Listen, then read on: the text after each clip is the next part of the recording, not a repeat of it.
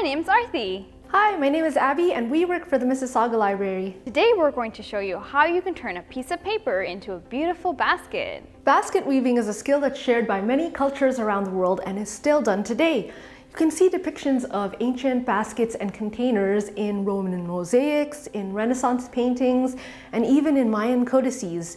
These baskets have been used most obviously for food storage, but you can also see in some depictions that they've been used for decorating the tombs of ancient rulers. Unfortunately, because baskets are made using materials that decay quickly, it's hard to tell how old this craft actually is. Making your own hand-woven baskets, you're actually participating in something that your great It looks like she'll be a while. Suffice it to say, it's a really ancient craft. For today's basket, we'll be using strips of paper to make it, but baskets have also been made using all sorts of pliable material. Materials that are flexible and easily bent, like this strip of paper. Exactly, such as straw, reed, bamboo, coconut fiber, wisteria, forsythia, and all sorts of different wood like pine, willow, and oak. Just so you know, the carrying strength of your basket will depend on which material you choose. So a basket made of oak wood might be able to carry your picnic food, but today's paper one, not so much. But there are ways to strengthen materials, including paper.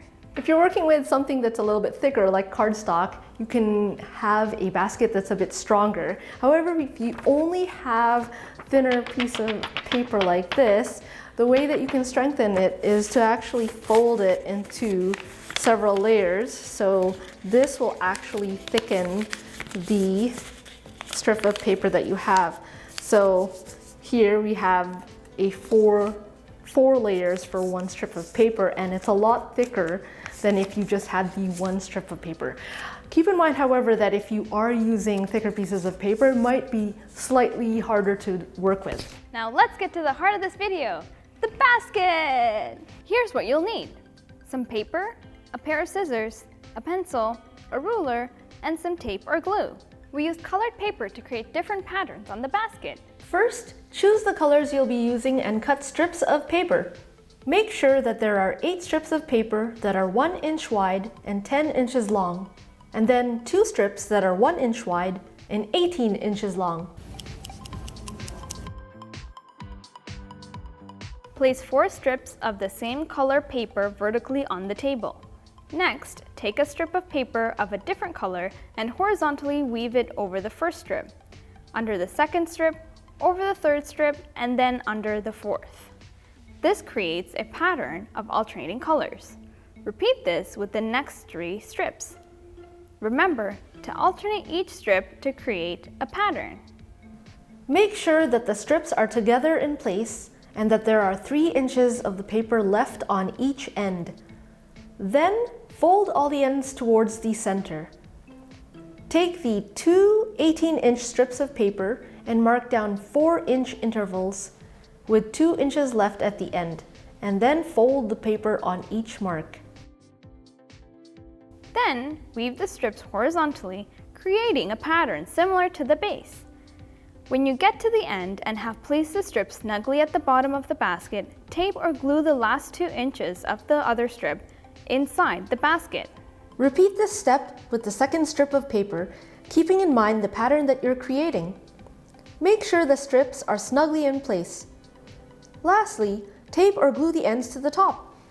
If you have any extra paper on the ends, fold them over inside the basket and tape or glue them down. If you would like to add a handle, you can make the handle with another strip of paper and tucking one end in between strips and tape it down, or tape it inside the basket. So now that you've made your own paper basket, we'll tell you what you also did. Spoiler alert, you did math. What? Math? How can that be, you ask?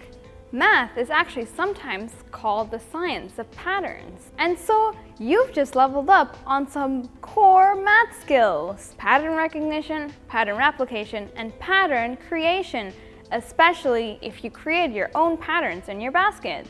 It looks like basket weavers are actually master mathematicians. That's right! Basket weavers, knitters, and crocheters all use math to create different patterns, and patterns are everywhere. You can perceive patterns in music, such as the beat of the drum. You can perceive patterns in the rotation of the planets around the sun, and you can even find patterns when you're looking at the knitted sweaters that your grandmother made. These patterns create a mathematical equation that help us determine what comes next in the pattern. In this way, an Indigenous basket weaver can use his mathematical equation in order to determine how much material they may need before having to even build the actual basket. And now try building your own basket with different dimensions and more strips of colored paper. Try exploring your own patterns and creating your own designs. So that's about it. Before signing off, please remember to subscribe to our YouTube channel and check out our library website and social media platforms. Thanks, and see you next time.